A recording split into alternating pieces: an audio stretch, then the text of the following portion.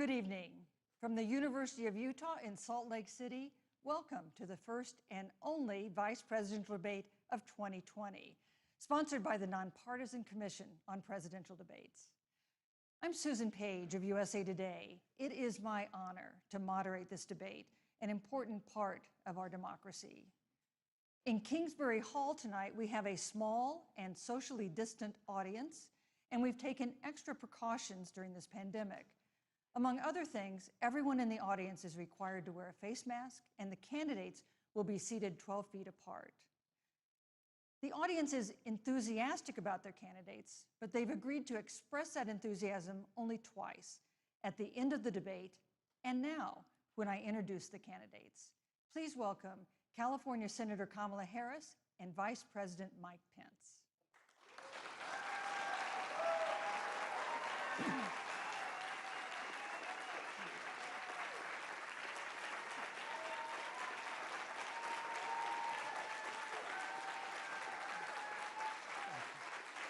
Thank you.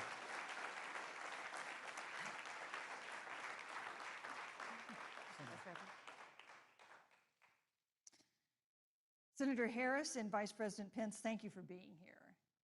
We're meeting as President Trump and the First Lady continue to undergo treatment in Washington after testing positive for COVID-19. We send our thoughts and prayers to them for their rapid and complete recovery and for the recovery of everyone afflicted by the coronavirus.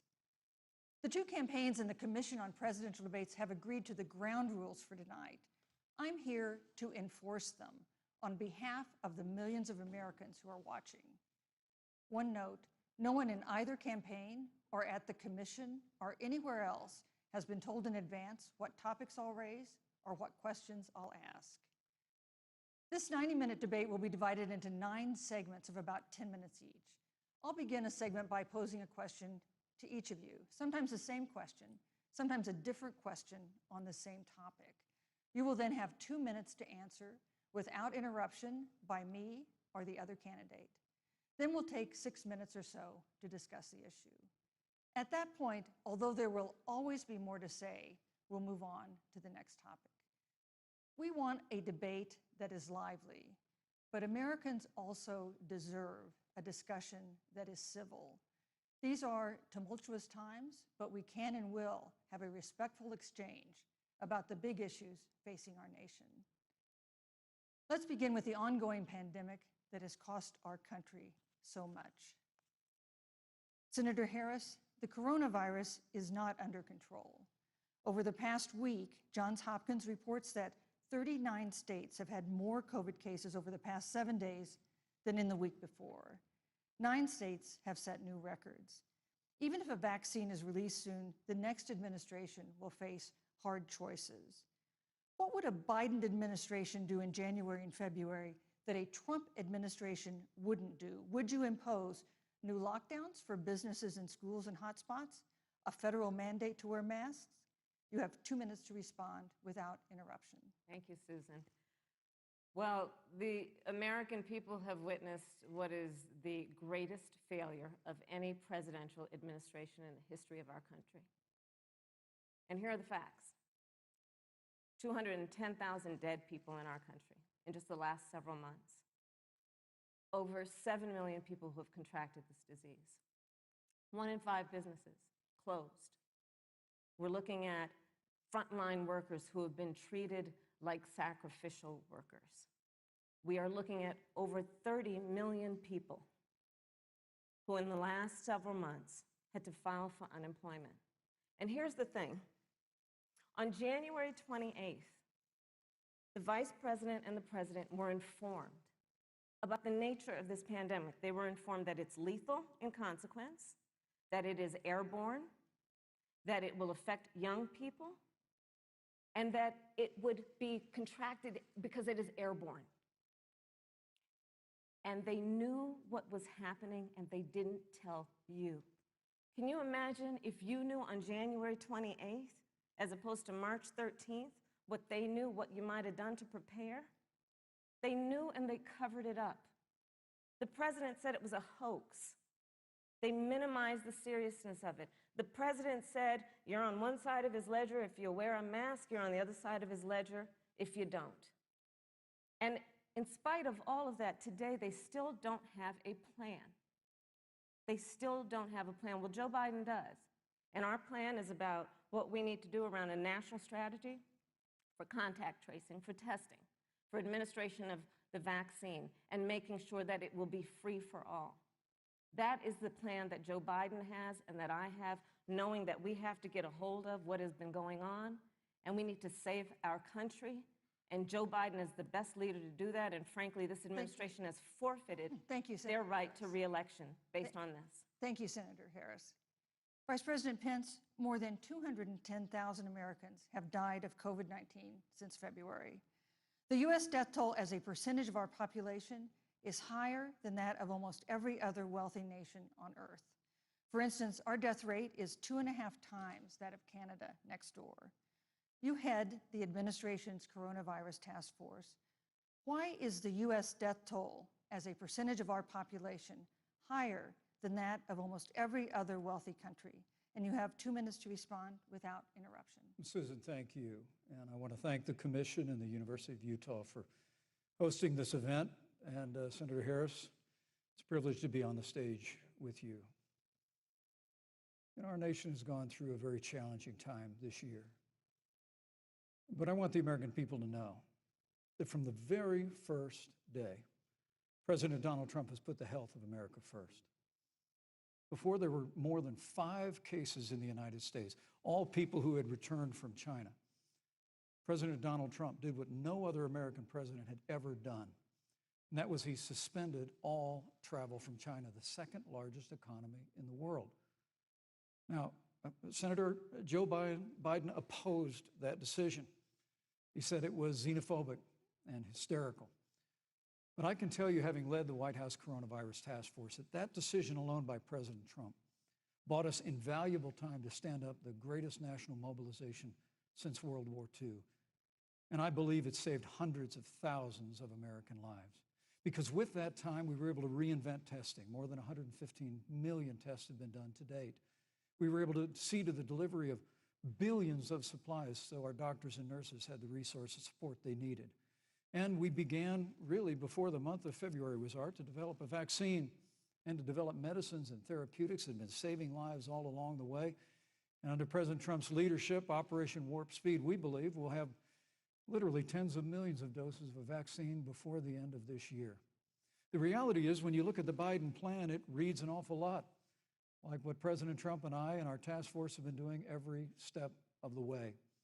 I mean, quite frankly, when I look at their plan that talks about advancing testing, creating new PPE, developing a vaccine, it looks a little bit like plagiarism, which is something Joe Biden knows a little bit about.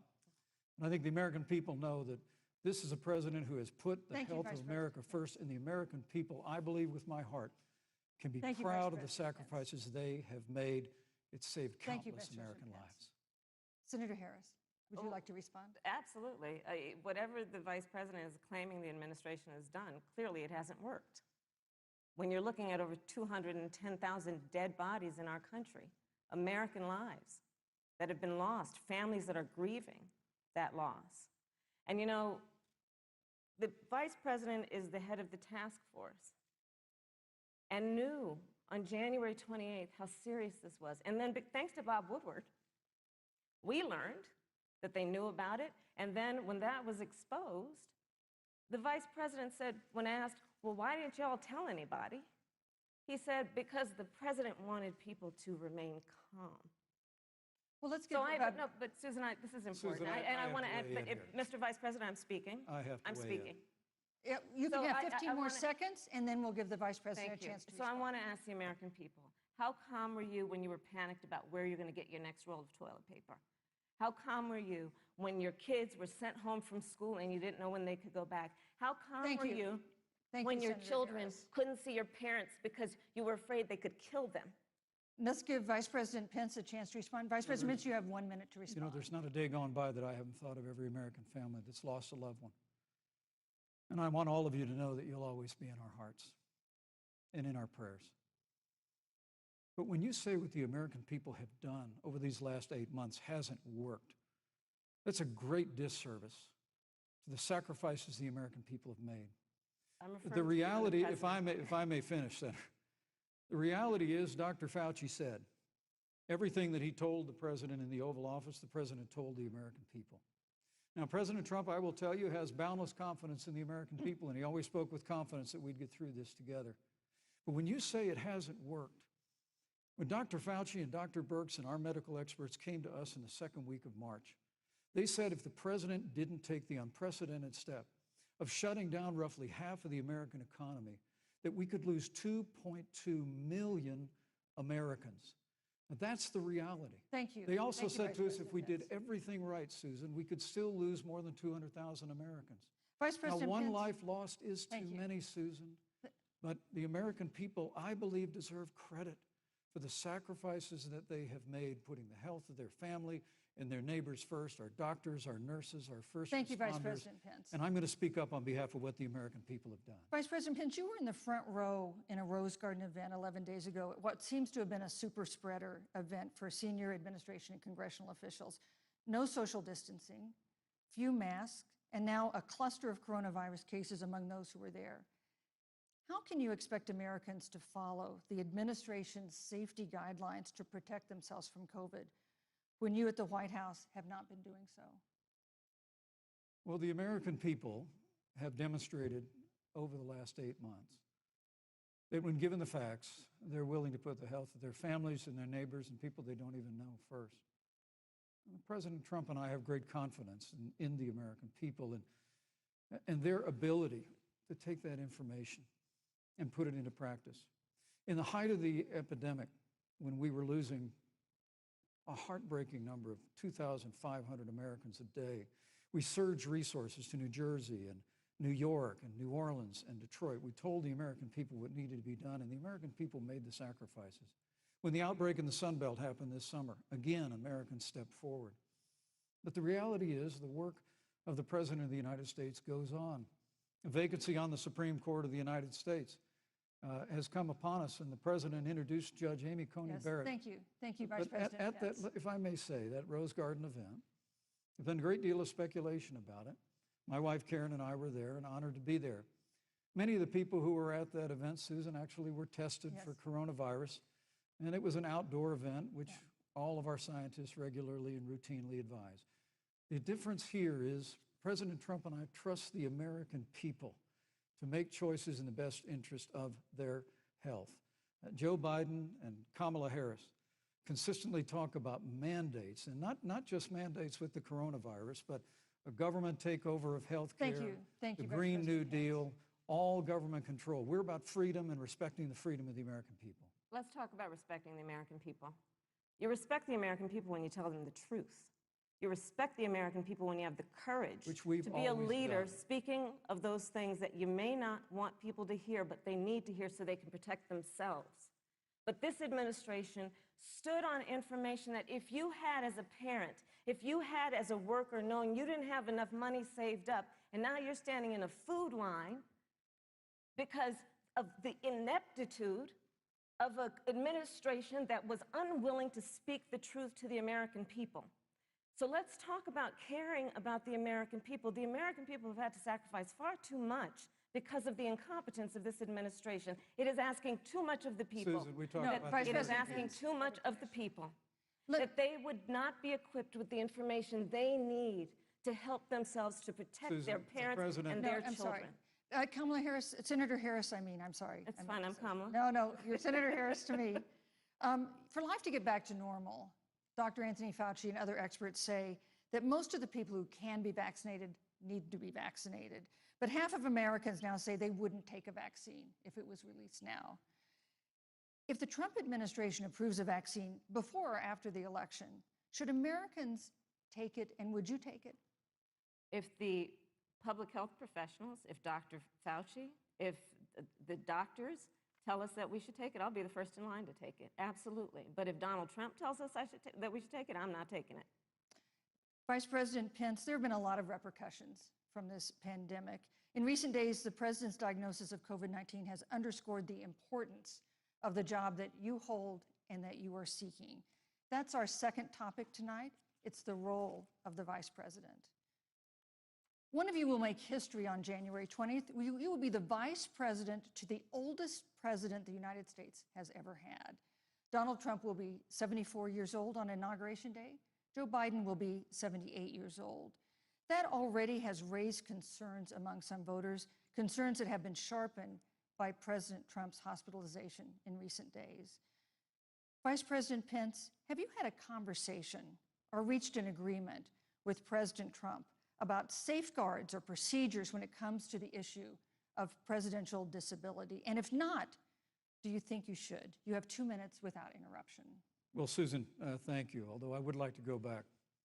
I think we need to move on to the issue of thank you, but I would like to go back because the reality is that we're going to have a vaccine, Senator, in record time, in unheard of time, in less than a year. We have 5 companies in phase 3 clinical trials, and we're right now producing tens of millions of doses. So the fact that you continue to undermine public confidence in a vaccine, if the vaccine emerges during the Trump administration, I think is unconscionable. And Senator, I just ask you, stop playing politics with people's lives. The reality is that we will have a vaccine, we believe, before the end of this year. And it will have the capacity to save countless American lives. And your continuous undermining of confidence in a vaccine is it's just unacceptable. And let me also say, you know, the reality is when you talk about failure in this administration, we actually do know what failure looks like in a pandemic. It was 2009. The swine flu arrived in the United States.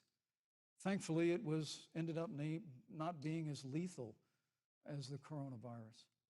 But before the end of the year, when Joe Biden was Vice President of the United States, not 7.5 million people contracted the swine flu. 60 million Americans contracted the swine flu.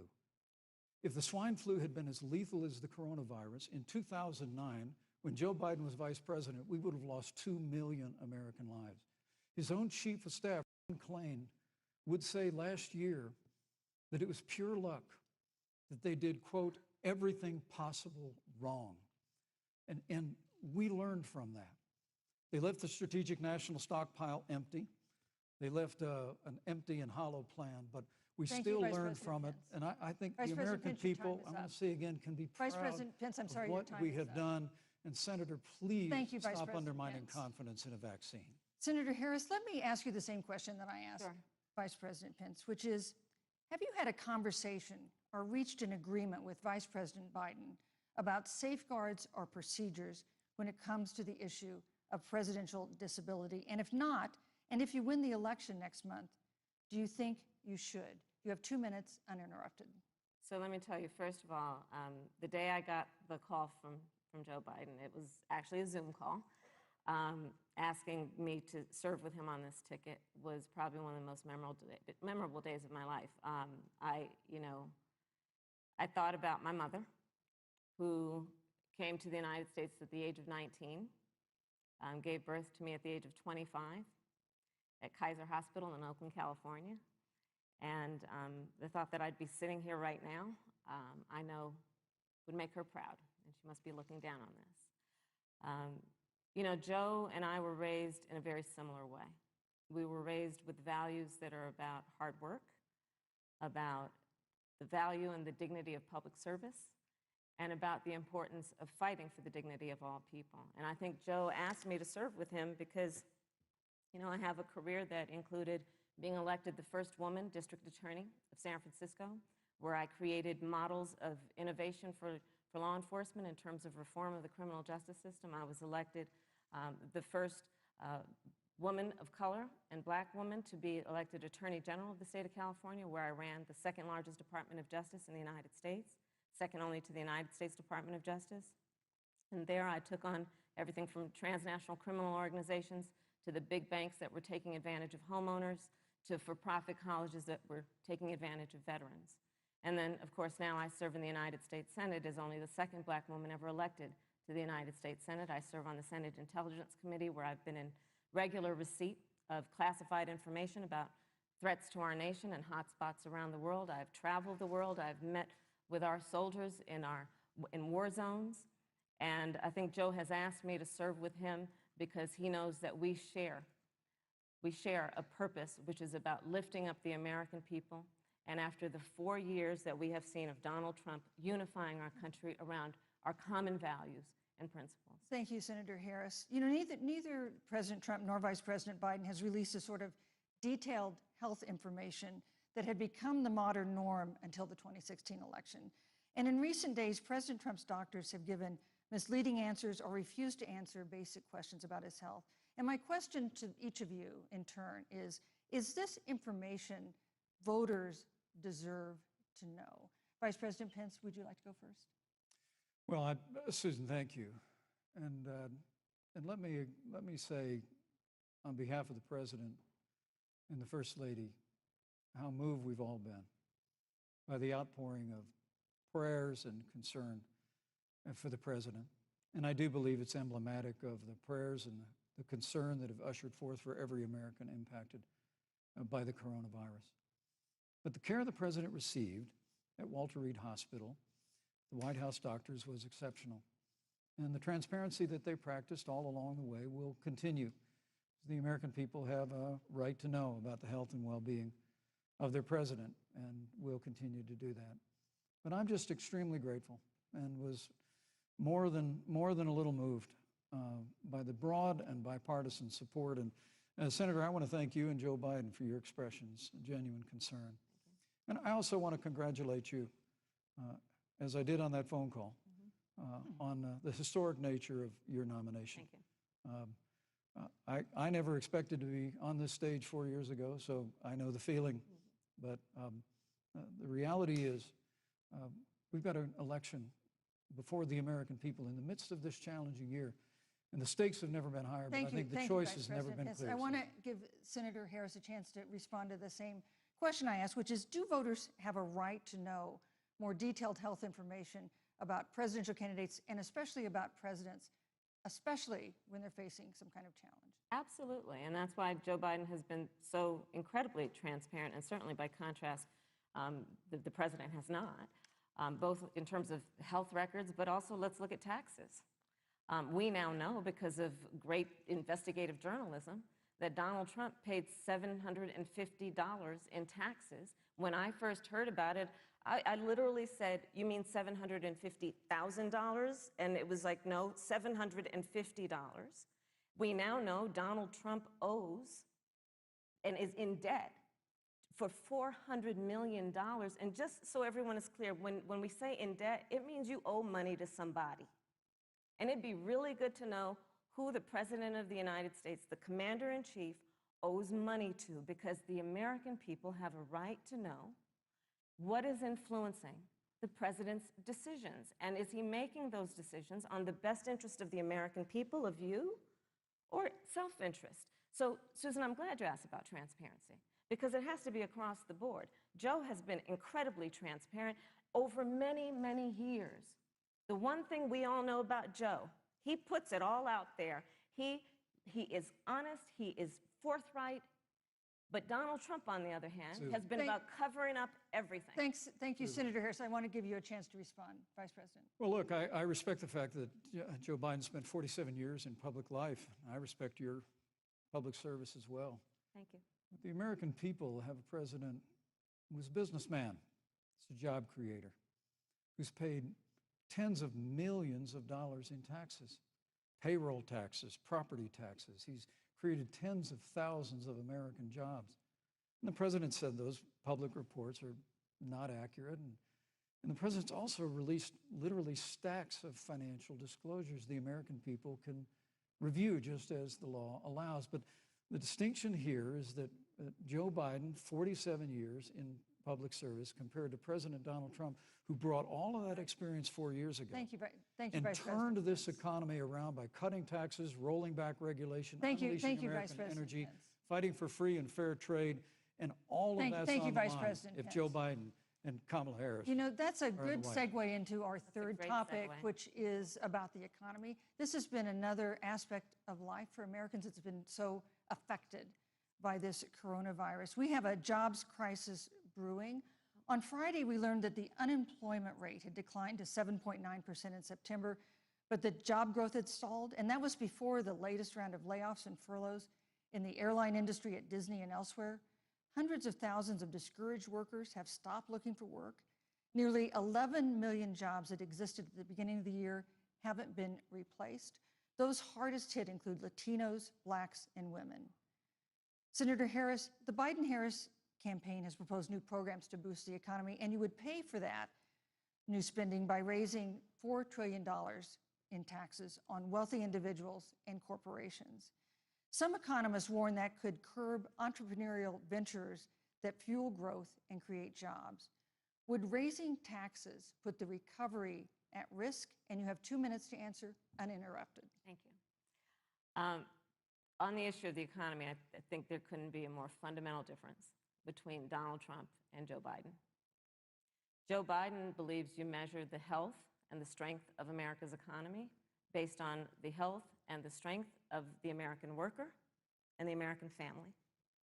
On the other hand, you have Donald Trump, who measures the strength of the economy based on how rich people are doing, which is why he passed a tax bill benefiting the top 1% and the biggest corporations of America, leading to a $2 trillion deficit that the American people are going to have to pay for.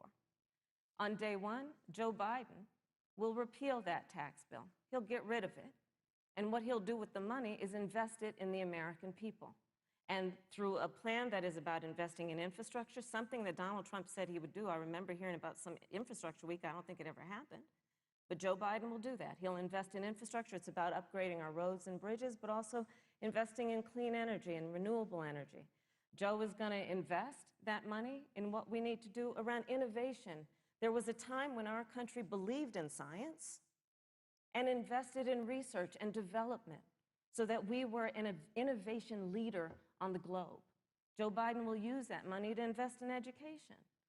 So, for example, for folks who want to go to a 2-year community college, it will be free. If you come from a family that makes less than $125,000, you'll go to a public university for free. And across the board, we'll make sure that if you have student loan debt, it's cut by $10,000. That's how Joe Biden thinks about the economy, which is it's about investing in the people of our country as opposed to passing a tax bill, which had the benefit of letting American corporations go offshore to do their business. Thank you, You're Senator welcome. Harris. Vice President Pence, your administration has been predicting a rapid and robust recovery, but the latest economic report suggests that's not happening.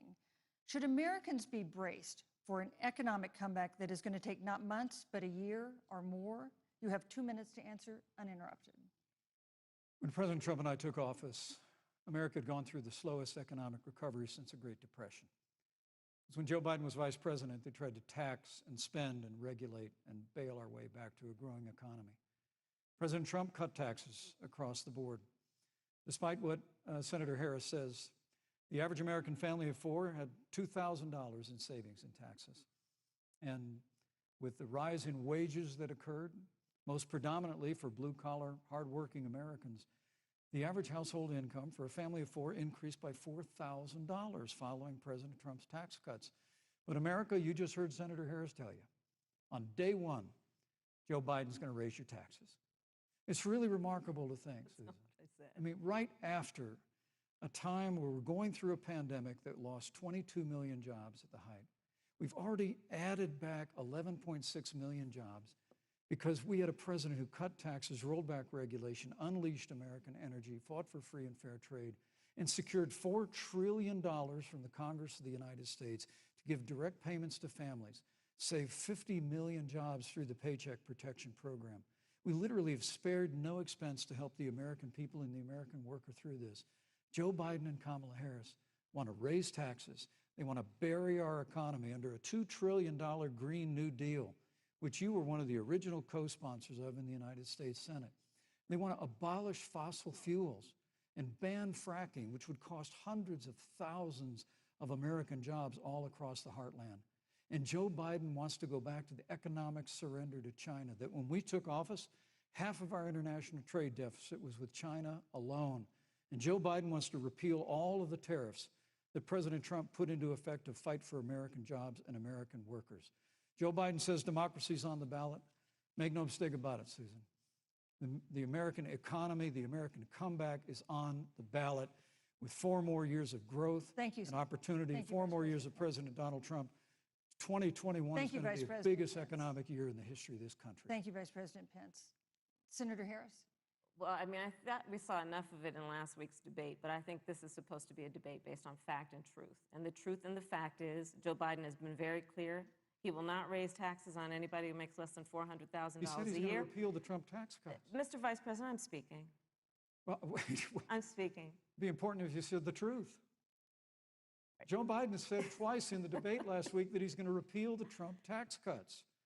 That was tax cuts that gave the average working family $2,000 in a tax break every single year. Senator, that is that's the math. absolutely not true. That is he only going to repeal part of the Trump tax cuts? If you don't mind letting me finish, we can then have a conversation, okay? Please. Okay. Joe Biden will not raise taxes on anyone who makes less than $400,000 a year. He has been very clear about that. Joe Biden will not end fracking. He has been very clear about that.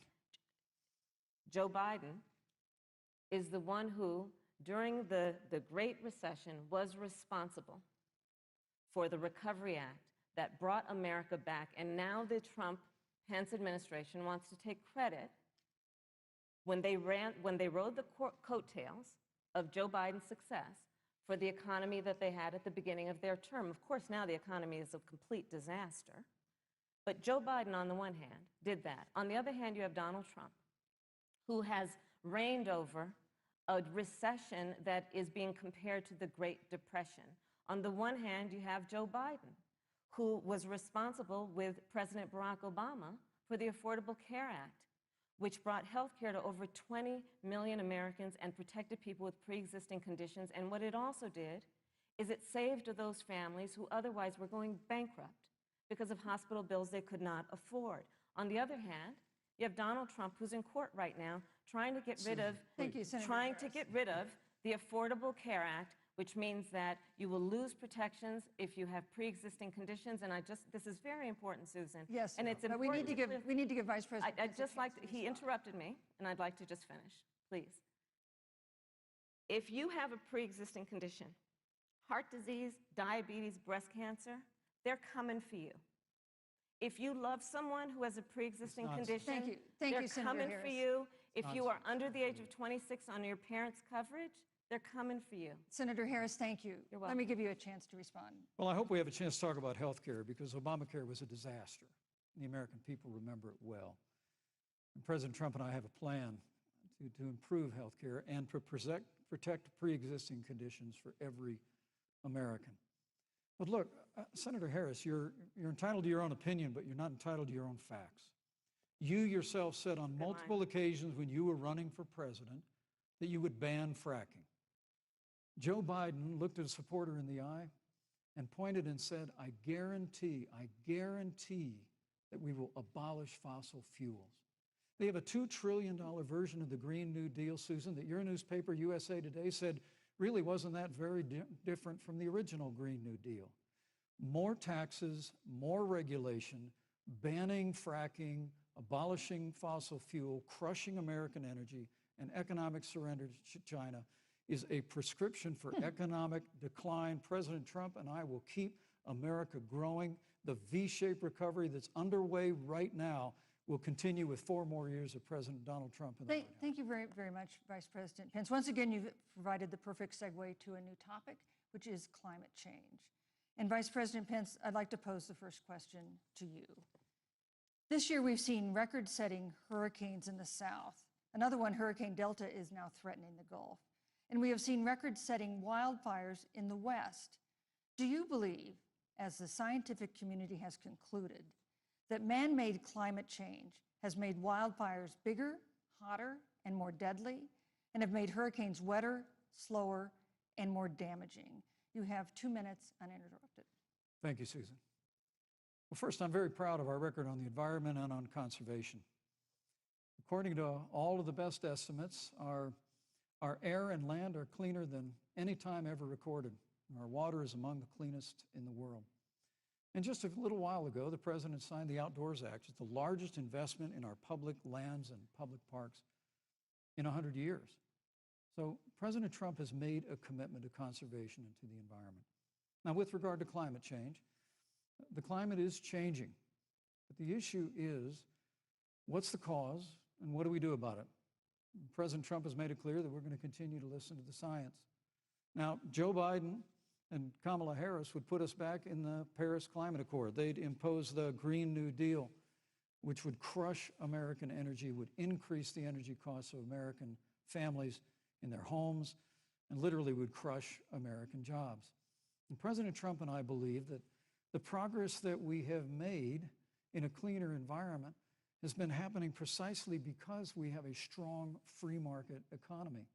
You know, what's remarkable is the United States has reduced CO2 more than the countries that are still in the Paris Climate Accord, but we've done it through innovation, and we've done it through natural gas and fracking, which, Senator, the American people can go look at the record. I know Joe Biden says otherwise now, as you do, but the both of you repeatedly committed to abolishing fossil fuel and banning fracking. And so by creating the kind of American innovation, we're actually steering toward a stronger and better environment. With regard to wildfires, President Trump and I believe that forest management has to be front and center, and even Governor Gavin Newsom from your state has agreed we've got to work on forest management. And with regard to hurricanes, the National Oceanic Administration tells us that actually as difficult as they are, Thank you, Vice President there are Pence. no more hurricanes today than Thank there you. were 100 years ago. Thank you. But many of the climate alarmists President Pence, use I'm sorry, your time hurricanes is and up. wildfires to try and Thank sell you, their Vice bill of President goods of a Pence. Green New Deal. And President Trump and I are going to always put Thank you, American Vice jobs and President American Pence. workers first. Senator Harris, as the Vice President mentioned, you co-sponsored the Green New Deal in Congress. But Vice President Biden said in last week's debate that he does not support the Green New Deal. But if you look at the Biden-Harris campaign website, it describes the Green New Deal as a crucial framework. What exactly would be the stance of a Biden-Harris administration toward the Green New Deal? You have 2 minutes uninterrupted. Sure. So first of all, I will repeat, and the American people know, that Joe Biden will not ban fracking. That is a fact. That is a fact.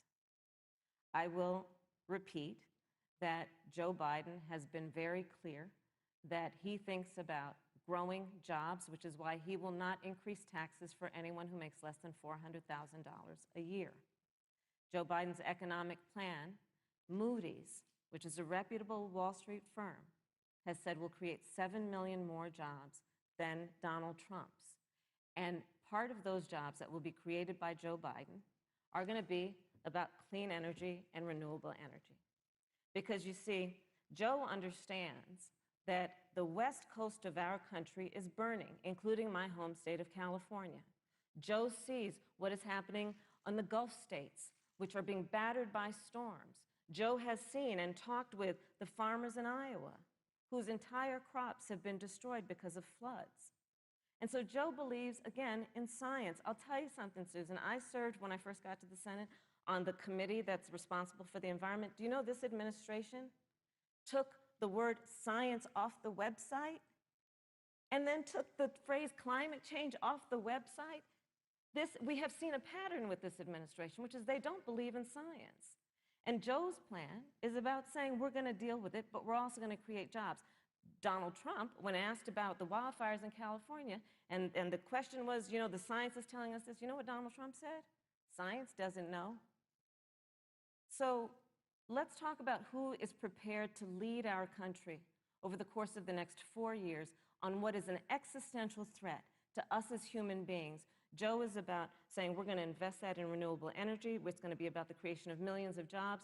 We will achieve net zero emissions by 2050, carbon neutral by 2035. Joe has a plan.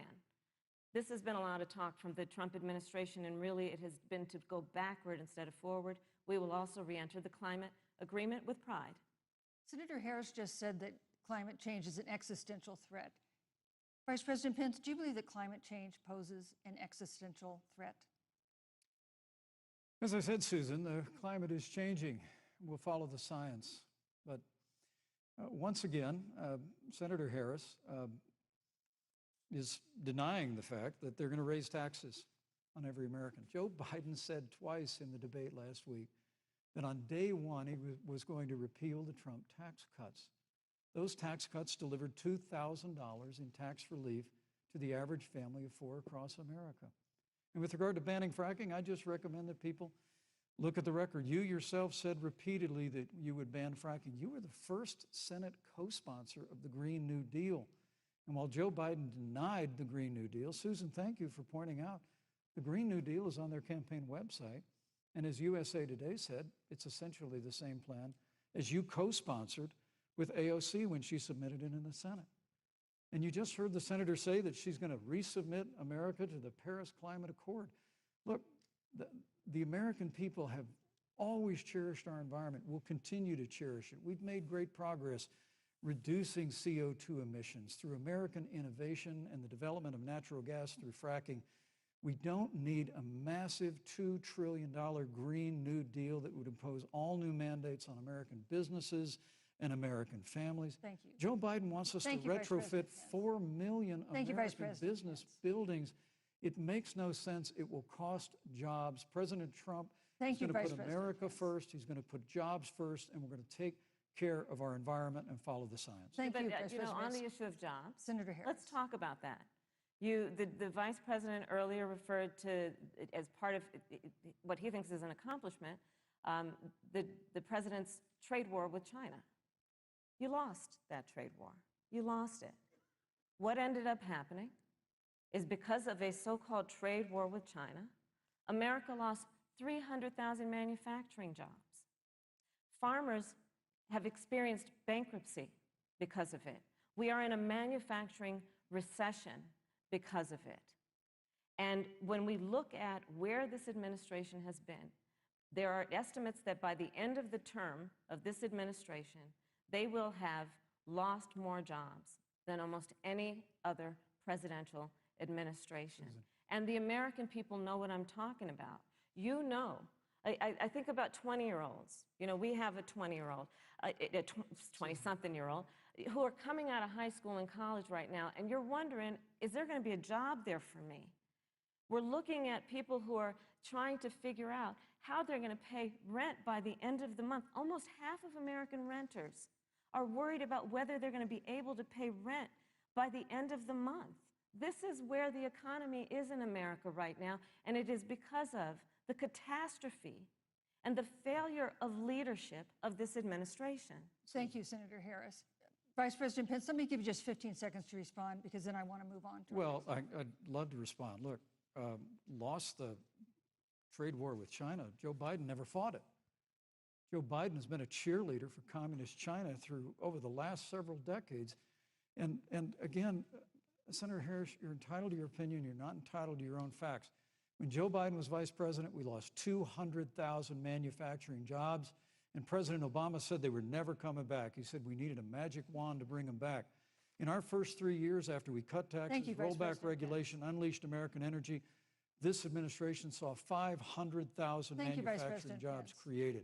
And that's exactly the kind of growth we're going to continue to see as we bring our nation through this pandemic. But a Green New Deal, your massive new mandates, your Paris Climate Accord, it's going to kill jobs this time, just like it killed jobs. I just need to respond very briefly. 15 seconds, and Thank then you. we'll move Thank on. you. Joe Biden is responsible for saving America's auto industry, and you voted against it. So let's set the record straight. Thank you. Yeah. I'd like to talk about China. We have, as our next topic, we have no more complicated or consequential foreign relationship than the one with China.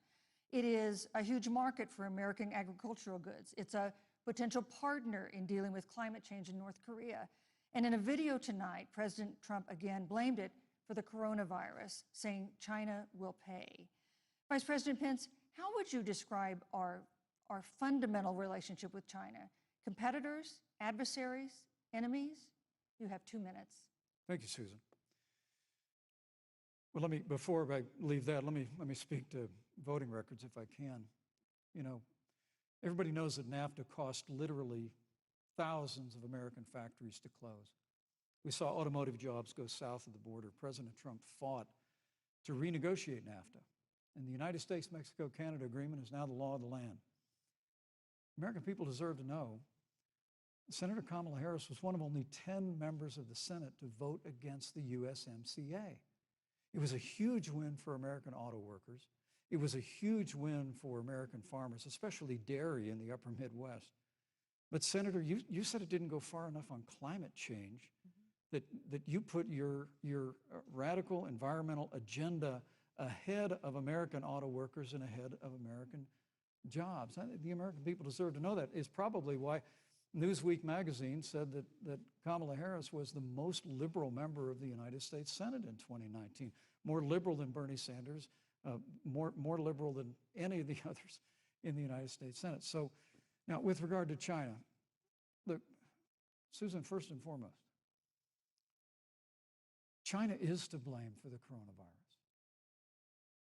And President Trump is not happy about it. He's made that very clear, made it clear again today. China and the World Health Organization did not play straight with the American people. They did not let our personnel into China to get information on the coronavirus until the middle of February. Fortunately, President Trump, in dealing with China from the outset of this administration, standing up to China that had been taking advantage of America for decades in the wake of Joe Biden's cheerleading for China, President Trump made that decision before the end of January to suspend all travel from China. And again, the American people deserve to know Joe Biden opposed President Trump's decision to suspend all travel from China. He said it was hysterical. He said it was Thank you, Vice xenophobic. President Pence. But President Trump has Vice stood President Pence, up your to time is China. up. We're going to continue to stand strong. Thank you, Vice President Pence. We want to improve the relationship, but we're going to level the playing field, and we're going to hold Vice President China Pence. accountable for what they did to America with the coronavirus. Thank you. Senator Harris, let me ask you the same question that I asked the Vice President. How would you describe our fundamental relationship with China? Are we competitors, adversaries, enemies? You'll have 2 minutes uninterrupted. Susan, the Trump administration's perspective and approach to China has resulted in the loss of American lives, American jobs, and America's standing. There's a weird obsession that President Trump has had with getting rid of whatever accomplishment was achieved by President Obama and President Biden. For example, they created within the White House an office that basically was responsible for monitoring pandemics. They got rid of it. Not true. There was a team of disease experts that President Obama and Vice President Biden dispatched to China to monitor what is now predictable and what might happen. They pulled them out. We now are looking at 210,000 Americans who have lost their lives. Let's look at the job situation. We mentioned before the trade deal, the trade war, they wanted to call it, with China. It resulted in the loss of over 300 manufacturing jobs and a manufacturing recession, and the American consumer paying thousands of dollars more for goods because of that failed war that they called it. Then let's talk about standing. Pew, a reputable research firm, has done an analysis that shows that leaders of all of our formerly allied countries have now decided that they hold in greater esteem and respect Xi Jinping, the head of the Chinese Communist Party, than they do Donald Trump, the President of the United States, the Commander-in-Chief of the United States. This is where we are today because of a failure of leadership by this administration. Senator Harris, we've seen changes in the role of the United States in terms of global leadership over the past 4 years. And of course, times do change. What's your definition? We've seen strains with China, of course, as the Vice President mentioned. We've seen strains with our traditional allies in NATO and elsewhere. What is your definition of the role of American leadership in 2020? So, Joe I love talking with Joe about a lot of these issues. And, Joe, I think he said it quite well. He says, foreign policy, it might sound complicated, but really it's relationships. So just think about it as relationships. And so we know this in our personal and professional relationships. You got to keep your word to your friends. You got to be loyal to your friends. People who've stood with you, got to stand with them. You got to know who your adversaries are and keep them in check. But what we have seen with Donald Trump is that he has betrayed our friends and embraced dictators around the world. Let's take, for example, Russia. So Russia, I serve on the Intelligence Committee of the United States Senate. America's intelligence community told us Russia interfered in the election of the President of the United States in 2016 and is playing in 2020. Christopher Wray, the director of the FBI, said the same. But Donald Trump, the commander-in-chief of the United States of America, prefers to take the word of Vladimir Putin over the word of the American intelligence community. You look at our friends at NATO. He has walked away from agreements. You can look at the Iran nuclear deal, which now has put us in a position where we are less safe because they are building up what might end up being a significant nuclear arsenal. We were in that deal, guys. We were in the Iran nuclear deal with friends, with allies around the country. And because of Donald Trump's unilateral approach to foreign policy, coupled with his isolationism, he pulled us out and has made America less safe. So, Susan, it's about relationships.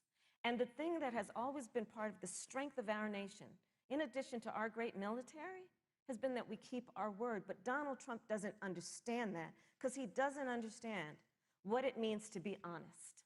Thank you, Senator Harris. Vice President Pence, let me give you a chance to respond. Well, thank you. Well, President Trump kept his word when we moved the American embassy to Jerusalem, the capital of the state of Israel. When Joe Biden was vice president, they promised to do that, and they never did. We've stood strong with our allies, but we've been demanding. NATO is now contributing more to our common defense than ever before, thanks to President Trump's leadership. We've strengthened our alliances across the Asia-Pacific, and we've stood strong against those who would do us harm. When President Trump came into office, ISIS had captured an area of the Middle East the size of Pennsylvania. But President Trump unleashed the American military, and our armed forces destroyed the ISIS caliphate and took down their leader, al-Baghdadi, without one American casualty. Al-Baghdadi was responsible for the death of thousands. But notably, America's hearts today are with the family of Kayla Mueller, her parents of which are here with us tonight in Salt Lake City. Today, two of the ISIS killers responsible for Kayla Mueller's murder were brought to justice in the United States. Jihadi John was killed on the battlefield along with the other beetle. The reality is that when Joe Biden was vice president, we had an opportunity to save Kayla Mueller. It breaks my heart to reflect on it, but the military came into the Oval Office, presented a plan. They said they knew where Kayla was. Baghdadi had held her for 18 months, abused her mercilessly before they killed her. But when Joe Biden was vice president, they hesitated for a month. And when armed forces finally went in, it was clear she'd been moved 2 days earlier. And her family says with a heart that broke the heart of every American that if President Donald Trump had been president, they believe Kayla would be alive today. Thank you, Vice Look, President. we destroyed the ISIS caliphate. And you talk about re-entering the Iran nuclear deal. I mean, the last administration transferred $1.8 billion to the leading state sponsor Thank you, Vice of President terrorism. Pence. President Donald Trump got us out of the deal. Thank you, Vice President Pence. And when Qasem Soleimani was traveling to Baghdad Thank you, to do Vice President harm Pence. to Americans, President Donald Trump took Thank you, him Vice out. President Pence. And America is safer, our allies are safer, and the American people know President Donald Trump will never Thank you, hesitate Vice President to take Pence. action. I would like to give Thank you. Senator Harris a chance to respond, but not at such great length because, of course, there are other topics we want to talk about. But I would like equal time. Yes. Thank you. Please go ahead. First of all, to the Mueller family, I know about your daughter's case, and I'm so sorry. I'm so sorry. What happened to her is awful. And it should have never happened. And I know Joe feels the same way. And I know that President Obama feels the same way. But you mentioned Soleimani. Let's start there. So after the strike on Soleimani, there was a counter strike on our troops in Iraq. And they suffered serious brain injuries. And do you know what Donald Trump dismissed them as? Headaches. And this is about a pattern of Donald Trump's, where he has referred to our men who are serving in our military as suckers and losers. Donald Trump, who went to Arlington Cemetery and stood above the graves of our fallen heroes and said, what's in it for them? Because of course, you know, he only thinks about what's in it for him. Let's take what he said about John McCain, a great American hero. And Donald Trump says he doesn't deserve to be called a hero because he was a prisoner of war. And this is very important when you want to talk about who is the current commander-in-chief and what they care about and what they don't care about. Public reporting that Russia had bounties on the heads of American soldiers. And you know what a bounty is? It's somebody puts a price on your head and they will pay it if you are killed. And Donald Trump had talked at least 6 times to Vladimir Putin and never brought up the subject. Joe Biden would never do that. Thank you. Joe Biden would, but Joe Biden would hold Russia to account for any threat to our nation's security or to our troops who are sacrificing their lives for the sake of our democracy and our safety. Thank you, Senator Harris. This is such an important issue, but we have other important issues as well. And Susan, I want to make respond sure to we that. have a chance I really have to talk about. respond to that. I'm- Look, she has 15 seconds because Well, I got to we're have trying more to than keep. that. Look, Well, I'm sorry, but Vice President Look, Pence, you've I- had more time than look, she's the- had the so far. slanders against President Donald Trump regarding men and women of our armed forces are absurd. I'm sorry, Vice My President son Pence. is a captain in the United Yes. States Marine Corps. My son-in-law is deployed in the United States Navy. I can assure all of you, with sons and daughters serving in our military, President Donald Trump not only respects but reveres all of those who serve in our armed forces, and any suggestion otherwise is ridiculous. Let Thank me you, also Vice say, President Pence. the Vice the President American Pence, people you know, deserve, Susan, Vice the President American Pence, people I deserve to didn't, know. Vice President that- Pence, I did not, that you excuse can't me, deny. Susan, the I American did not people create deserve the to know rules for tonight. Joe Biden Your and campaigns agreed to the rules for tonight's I- debate with the Commission on Presidential Debates. I'm here to enforce them, which involves moving from one topic to another, giving roughly equal time to both of you, Go right which is what I'm trying very hard to do. Go right ahead. So I want to go ahead and move to the next topic, which is an important one, as the last topic was, and that is the Supreme Court. On Monday, the Senate Judiciary Committee is scheduled to open hearings on Amy Coney Barrett's nomination to the Supreme Court. Senator Harris, you'll be there as a member of the committee. Her confirmation would cement the court's conservative majority and make it likely open to more abortion restrictions, even to overturning the landmark Roe v. Wade ruling. Access to abortion would then be up to the states. Vice President Pence, you're the former governor of Indiana. If Roe v. Wade is overturned, what would you want Indiana to do? Would you want your home state to ban all abortions? You have 2 minutes, uninterrupted. Well, thank you for the question, but I'll use a little bit of my time to respond to that very important issue before. The American people deserve to know Qasem Soleimani, the Iranian general, was responsible for the death of hundreds of American service members.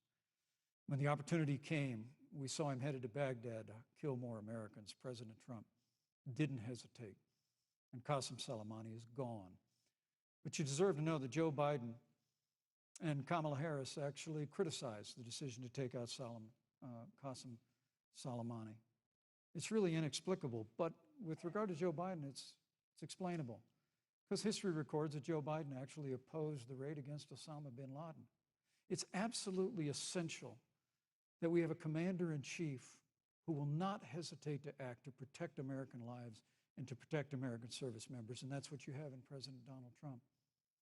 Now, with regard to the Supreme Court of the United States, let me say President Trump and I could not be more enthusiastic about the opportunity to see Judge Amy Coney Barrett become Justice Amy Coney Barrett. She's a brilliant woman, and she will bring a lifetime of experience and a sizable American family to the Supreme Court of the United States.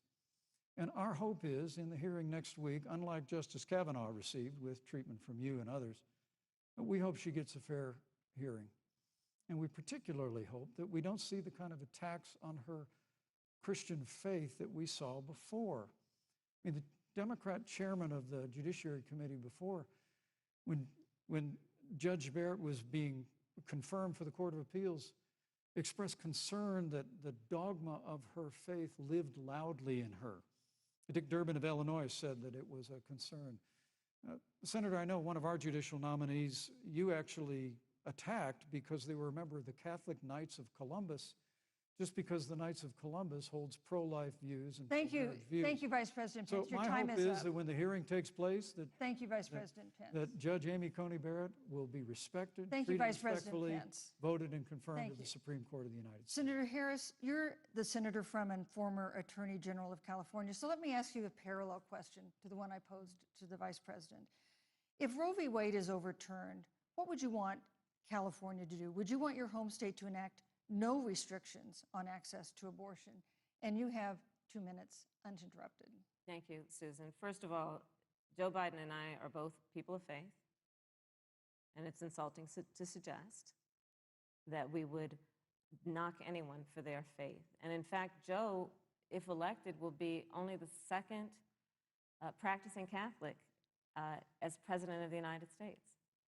On the issue of this nomination, Joe and I are very clear, as are the majority of the American people. We are 27 days before the decision about who will be the next president of the United States. And, you know, before, when this conversation has come up, you know, it's been about election year or election time. We're literally in an election. Over 4 million people have voted. People are in the process of voting right now. And so Joe has been very clear, as the American people are.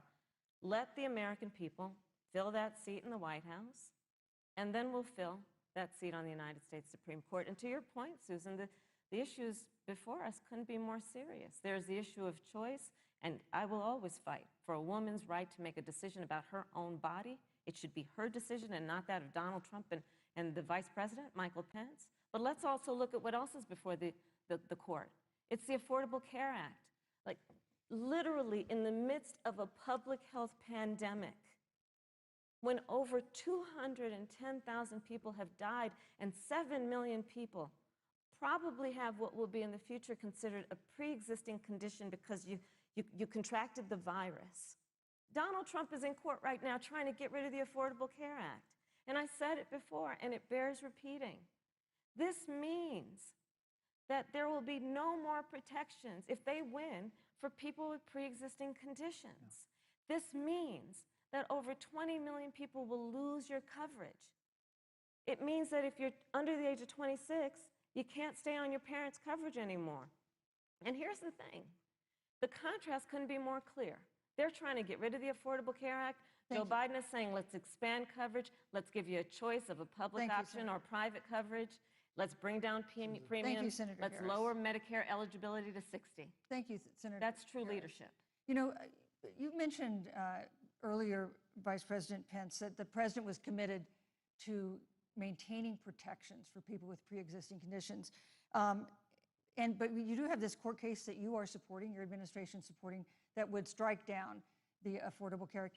The president says, President Trump says that he's going to protect people with pre-existing conditions, but he has not explained how he would do that. And that was one of the toughest nuts to crack when they were passing the Affordable Care Act. So tell us specifically, how would your administration protect Americans with pre-existing conditions to have access to affordable insurance if the Affordable Care Act is struck down?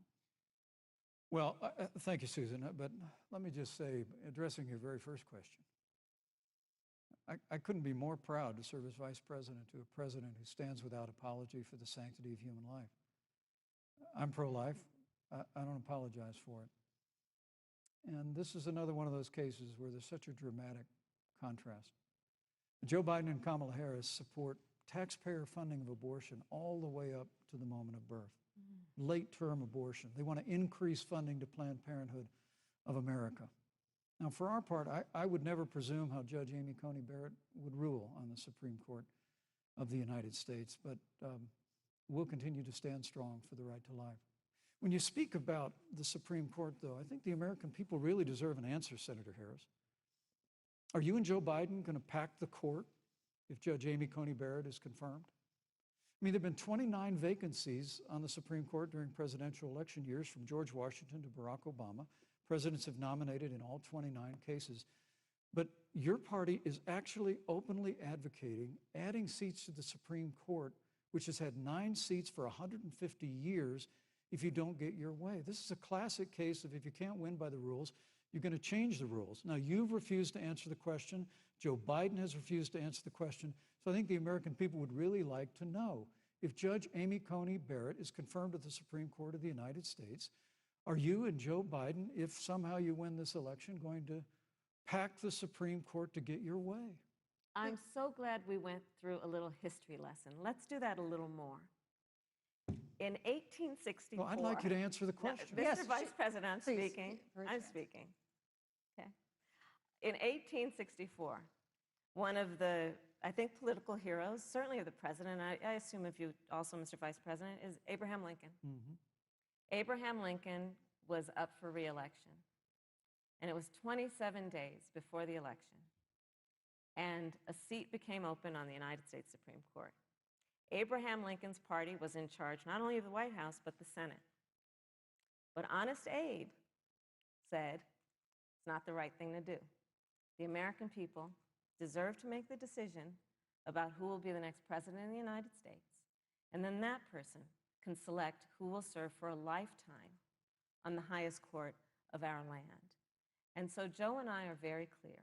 The American people are voting right now, and it should be their decision about who will serve on this most important body for a lifetime. Thank you, And Senator the American Harris. people, Susan, are voting right now. They'd like to know if you and Joe Biden are going to pack the Supreme Court if you don't get your way in this nomination.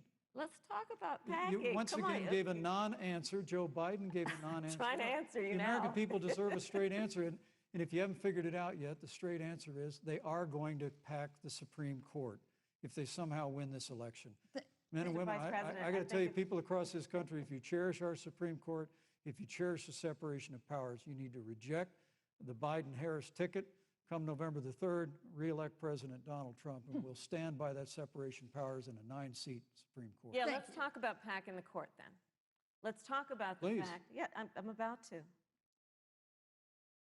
So the Trump-Pence administration has been, because I sit on the Senate Judiciary Committee, Susan, as you mentioned, and I've witnessed the appointments for lifetime appointments to the federal courts, district courts, courts of appeal. People who are purely ideological, people who have been reviewed by legal professional organizations and found to have been not competent, are substandard. And do you know that of the 50 people who President Trump appointed to the Court of Appeals for lifetime appointments, not one is black? This is what they've been doing. You want to talk about packing a court? Let's have that discussion. All right, thank you. Thank you, Senator. Let's go on and talk about the issue of racial justice. I just want the record to reflect she never answered the question.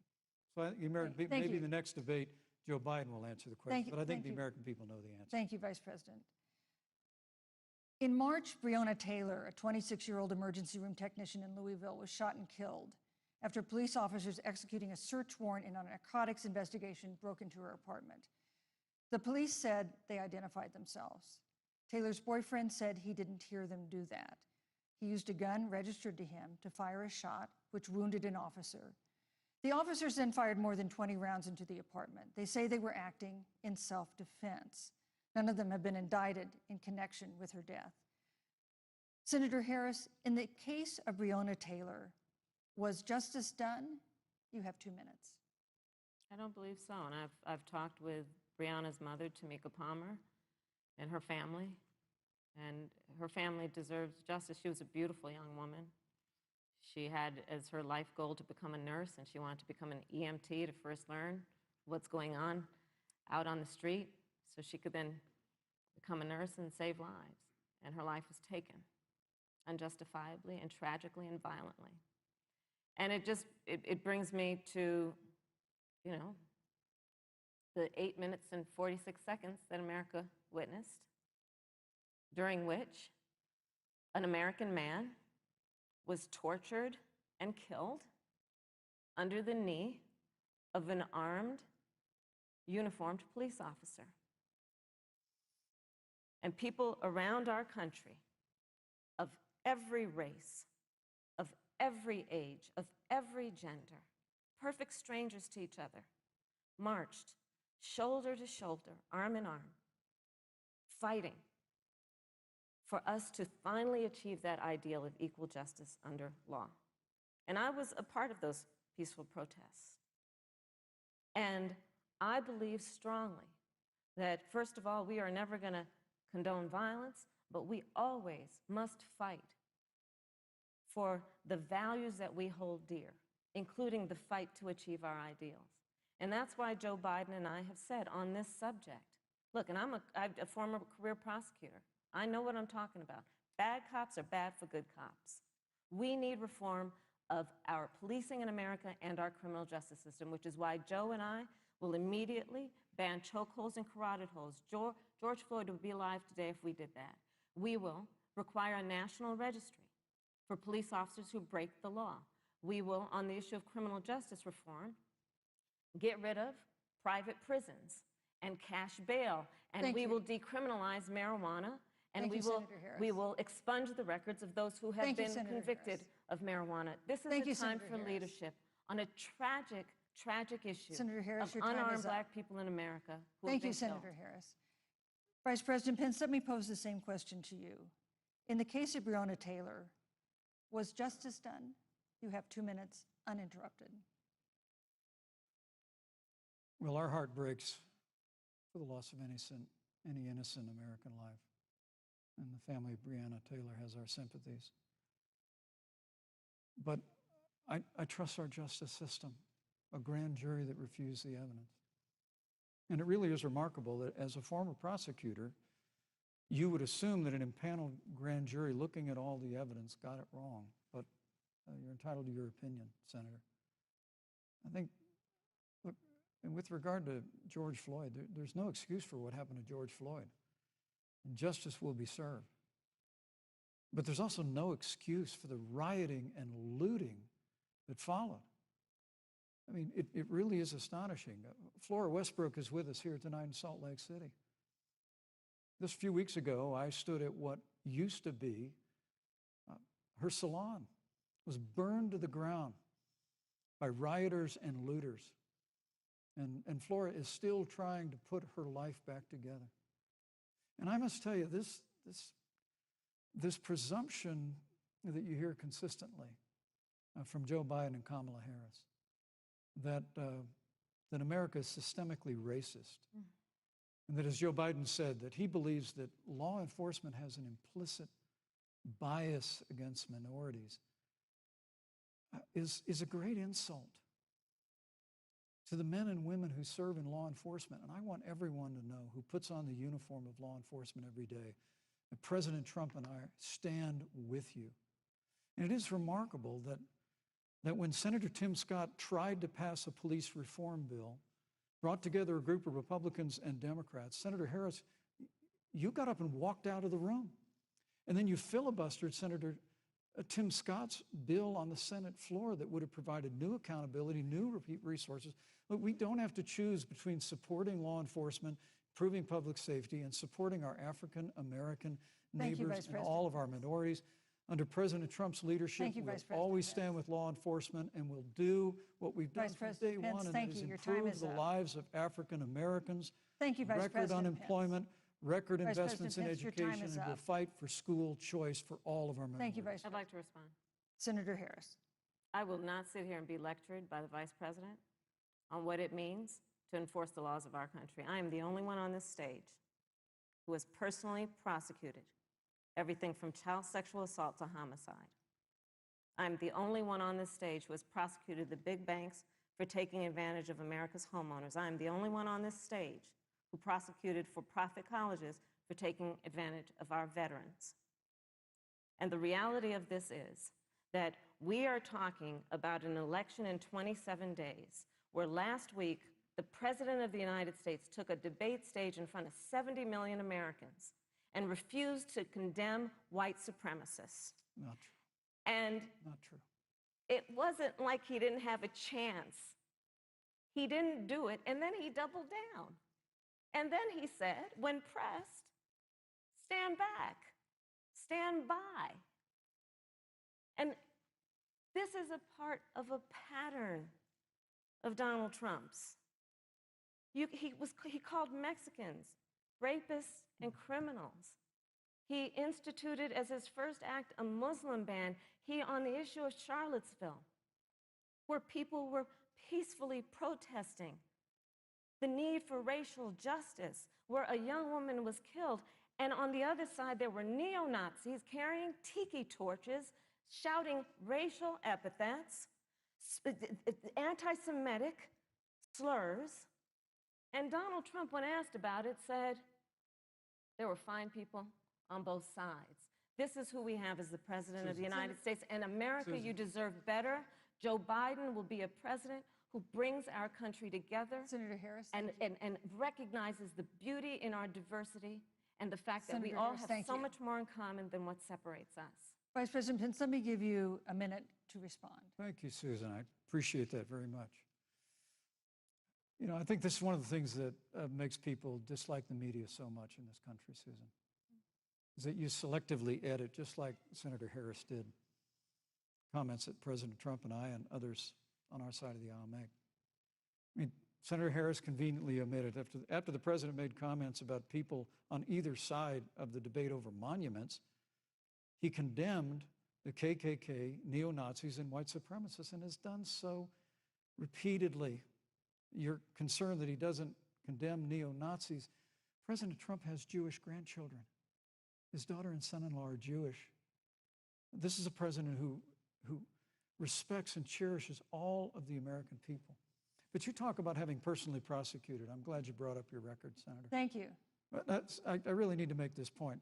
When you were DA in San Francisco, when you left office, African Americans were 19 times more likely to be prosecuted for minor drug offenses than whites and Hispanics.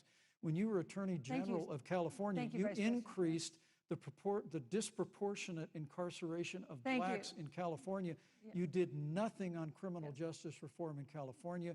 You didn't lift a finger to pass the First Step Act on Capitol Hill. I mean, the reality is your record speaks for itself. President Trump and I have fought for criminal justice reform. Thank you, Vice President We've fought Pence. for educational choice and opportunities for African Americans, all of our Thank minorities. you, sir. And we'll do it for 4 more Thank you. years. You know, there is no more important issue than the final issue that we're going to talk about tonight, and that is the issue of the election itself. Susan, he attacked my record. I would like an opportunity to respond. Let me give you 30 seconds because we're running out of time. I appreciate that. First of all, having served as the Attorney General of the state of California, the work that I did is a model of what our nation needs to do, and we will be able to do under a Joe Biden presidency. Our agenda includes what this administration has failed to do. It will be about not only instituting a ban on chokeholds and carotid holes. Thank you. Not only, Thank you, Senator I Harris. would like to go through. These are points that you made earlier in the hour, and I want to talk about the election itself before we have to. But I want to talk about the connection between what Joe and I will do and my record, which includes I was the first statewide officer to institute a requirement that my agents would wear body cameras and keep them on full time. We were the first to initiate a requirement that there would be a training for law enforcement on implicit bias because, yes, Joe Biden and I recognize that implicit bias does exist, Mr. Vice President, contrary to what you may believe. We did the work of instituting reforms that were about investing in reentry. This is the work that we have done and the work we will do going forward. And again, I will not be lectured by the Vice President on our record of what we have done in terms of law enforcement and keeping our communities safe and a commitment to reforming the criminal justice system of America. Thank you, Senator Harris. And I'd like to pose I'd like you to respond first to the question on our final topic, the election itself. President Trump has several times refused to commit himself to a peaceful transfer of power after the election. If your ticket wins and President Trump refuses to accept a peaceful transfer of power, what steps would you and Vice President Biden then take? What would happen next? You have 2 minutes. So I'll tell you, Joe and I are, I think, particularly proud of the coalition that we've built around our campaign. We probably have one of the broadest coalitions of folks that you've ever seen in a presidential race. Of course, we have the support of Democrats, but also independents and Republicans. In fact, 7 members of President George W. Bush's cabinet are supporting our ticket. We have the support of Colin Powell, Cindy McCain, John Kasich, over 500 generals, retired generals, and former national security experts and advisors are supporting our campaign. And I believe they are doing that because they know that Joe Biden has a deep, deep-seated commitment to fight for our democracy and to fight for the integrity of our democracy and to bring integrity back to the White House. And so we believe in the American people. We believe in our democracy. And here's what I'd like to say to everybody. Vote. Please vote. Vote early. Come up with a plan to vote. Go to iwillvote.com. You can also go to joebiden.com. We have it within our power in these next 27 days to make the decision about what will be the course of our country for the next 4 years. And it is within our power, and if we use our vote and we use our voice, we will win. And we will not let anyone subvert our democracy with what Donald Trump has been doing, as he did on the debate stage last week, when again in front of 70 million people, he openly attempted to suppress the vote. Joe Biden, on the other hand, on that same debate stage, because clearly Donald Trump doesn't think he can run on a record because it's a failed record, Joe Biden on that stage said, hey, just please vote. So I'll repeat what Joe said. Please vote. Thank you, Senator. Vice President Pence, President Trump has several times refused to commit himself to a peaceful transfer of power after the election. If Vice President Biden is declared the winner and President Trump refuses to accept a peaceful transfer of power, what would be your role and responsibility as Vice President? What would you personally do? You have 2 minutes. Well, Susan, first and foremost, I think we're going to win this election. Because while Joe Biden and Kamala Harris rattle off a long litany of the establishment in Washington, D.C., an establishment that Joe Biden's been a part of for 47 years, President Donald Trump has launched a movement of everyday Americans from every walk of life. And I have every confidence that those same Americans that delivered that historic victory in 2016, they see this president's record where we rebuild our military, we revived our economy through tax cuts and rolling back regulation, fighting for fair trade, unleashing American energy. We appointed conservatives to our federal courts at every level.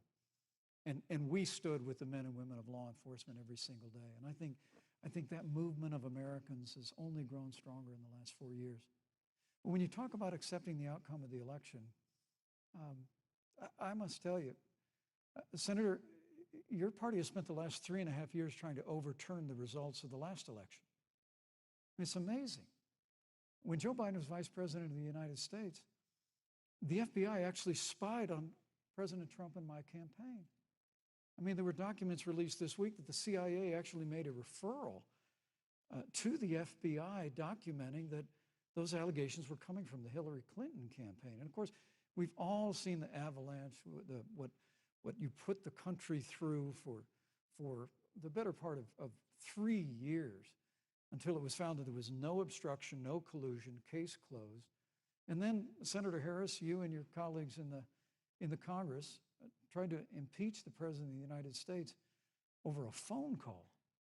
And now Hillary Clinton has actually said to Joe Biden that in her words, under no circumstances should he concede the election. So let me just say, I think we're going to win this election. President Trump and I are fighting every day in courthouses to prevent Joe Biden and Kamala Harris from changing the rules and creating this universal mail-in voting that will create a massive opportunity for voter fraud. we have a free and fair election, we know we're going to have confidence in it. And I believe in all my heart that President Donald Trump's going to be reelected for 4 more years. You know, I've written all the questions that I've asked tonight, but for the final question of the debate, I'd like to read a question that someone else wrote. The Utah Debate Commission asked students in the state to write essays about what they would like to ask you. And I want to close tonight's debate with the question posed by Brecklin Brown. She's an 8th grader at Springville Junior High in Springville, Utah. And here's what she wrote, quote, "When I watch the news, all I see is arguing between Democrats and Republicans. When I watch the news, all I see is citizen fighting against citizen. When I watch the news, all I see are 2 candidates from opposing parties trying to tear each other down. If our leaders can't get along, how are the citizens supposed to get along?" And then she added, "Your examples could make all the difference to bring us together," end quote. So to each of you in turn, I'd like you to take 1 minute and respond to Brecklin. Vice President Pence, you have 1 minute. Brecklin, it's a wonderful question. And let me just commend you for taking an interest in public life. I started following the news when I was very young. And in America, we believe in a free and open exchange of debate. And we celebrate that. And it's how we've created literally the freest and most prosperous nation in the history of the world. But I would tell you that don't assume that what you're seeing on your local news networks is synonymous with the American people. You know, I look at the relationship between Justice Ruth Bader Ginsburg, the late justice who we just lost from the Supreme Court, and the late Justice Antonin Scalia. They were on polar opposites on the Supreme Court of the United States, one very liberal, one very conservative. But what's been learned since her passing was the 2 of them and their families were the very closest of friends. I mean, here in America, we can disagree. We can debate vigorously, as Senator Harris and I have on this stage tonight. But when the debate is over, we come together as Americans. And that's what people do in big cities and small towns all across this country. So I just want to encourage you, Brecklin. I want to tell you that we're going to work every day to have government as good as our people. And the American people each and every day love a good debate. We love a good argument. But we always come together and are always there for one another. Thank you, in Vice times of President. need. And we've especially learned that Thank you, through Mr. the Vice President. difficulties of this year. Senator Harris, what would you say to Brecklin? First of all, I love hearing from our young leaders. And when I hear her words, when I hear your words, Brecklin, I know our future is bright because it is that perspective on who we are and who we should be that is a sign of leadership and is something we should all aspire to be. And that, you know, that brings me to Joe.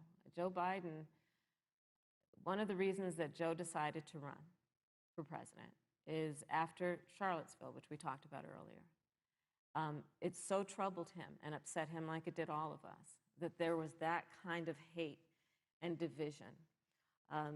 What propelled Joe to run for president was to see that over the course of the last 4 years, what Brecklin described has been happening. Joe has a long-standing reputation of working across the aisle and working in a bipartisan way. And that's what he's going to do as president. Joe Biden has a history of lifting people up and fighting for their dignity. You mean you have to know Joe's story to know that Joe has known pain, he has known suffering, and he has known love. And so, Brecklin, when you think about the future, I do believe the future is bright.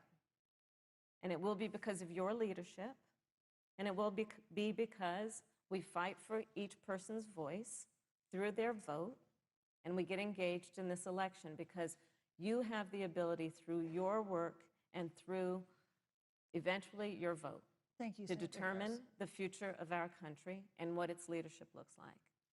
Thank you, Senator Harris. Thank you, Vice President Pence. Thank you so much for being with us tonight. We want to thank also the University of Utah for its hospitality, and most of all, our thanks to all the Americans who watched this debate tonight. Again, our best wishes for a quick recovery to President Trump, the First Lady, and everyone who is battling COVID-19. The second presidential debate is next week on October 15th, a town hall style debate in Miami. We hope you'll join us then. Good evening.